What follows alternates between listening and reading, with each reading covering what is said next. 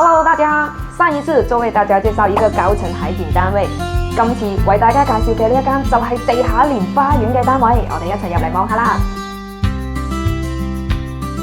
入咗屋就係一個客廳嘅位置啦，而呢一度咧同樣都可以好似上一集咁講，擺一張8人嘅大餐台，而且呢度嘅樓底咁高，亦都可以做一啲時尚燈飾。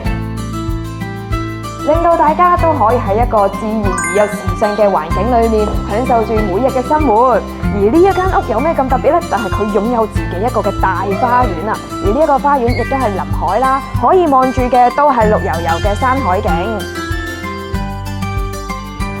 花園嘅空間咁大，就可以同小朋友無懈一齊共融樂趣啦！我哋而家一齊入埋屋裏面望下，先睇廚房嘅位置。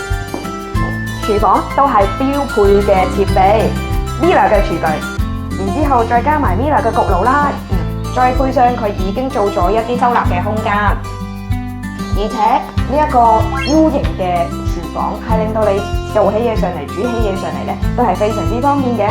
我哋而家一齊去埋其他房望下啦。大家都知道一塊弧形嘅玻璃係有幾貴㗎啦，而發展商就係特登做一塊弧形嘅玻璃，令到你可以感受到自然嘅空間、寬闊嘅視覺。在白沙灣遊艇會隔壁，真的是窗外360度無遮擋海景以及山景啊！白天在 CBD 當都市麗人，下班回家立刻切換度假模式，要不要組隊看房？感謝關注。